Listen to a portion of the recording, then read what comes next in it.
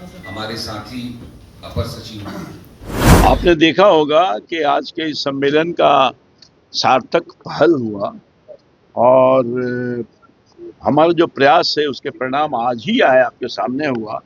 कि तिरहुत यूनियन के साथ जो 3 कंपनियां हैं जिसके साथ एमयू हुआ है, इससे काफ़ी फायदा होने वाला है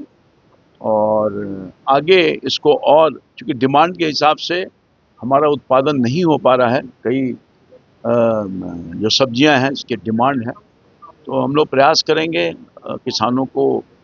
प्रोत्साहित करके जो इसमें जुड़े हुए लोग हैं, यूनियन से जुड़े हुए लोग, फेडरेशन से जो लोग हैं, उनको प्रोत्साहित करके सरकार हर तरह का सपोर्ट देने की प्रतिबद्धता रखती है।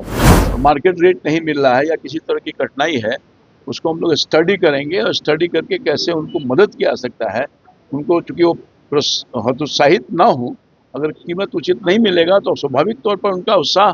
घटेगा, तो उनके उत्साहवर्धन करने के लिए सरकार क्या सपोर्ट कर सकती है, उस पर हम लोग विचार करने का काम करेंगे। सहकारिता विभाग द्वारा आज क्रेता विक्रेता सम्मेलन का आयोजन किया गया। वहीं किसानों और बड़ी कंपनियों के बीच एमओयू साइन भी किया गया और लगभग 100 करोड़ से ऊपर का ये एमओयू साइन किया गया है।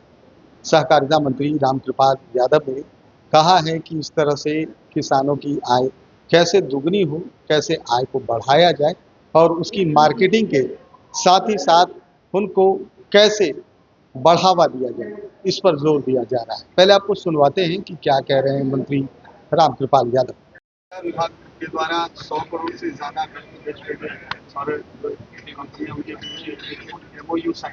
आपने देखा होगा कि आज के इस सम्मेलन का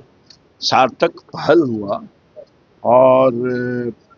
हमारा जो प्रयास है उसके परिणाम आज ही आए आपके सामने हुआ कि तिरहुत यूनियन के साथ जो 3 कंपनियां हैं जिसके साथ एमयू हुआ है, जिसमें एचईडू है, नेचर फास्ट है, हरीलाल है, मंडी मित्र और सेजा फूड है। तो ये सब के साथ हमारा एमयू हुआ है। मैं समझता हूँ कि इससे काफ़ी फायदा होने वाला है और आगे इसको और चूँकि डिमांड के हिसाब से हमारा उत्पादन नहीं हो पा रहा है, कई जो सब्जियां हैं इसकी डिमांड है, तो हम लोग प्रयास करेंगे किसानों को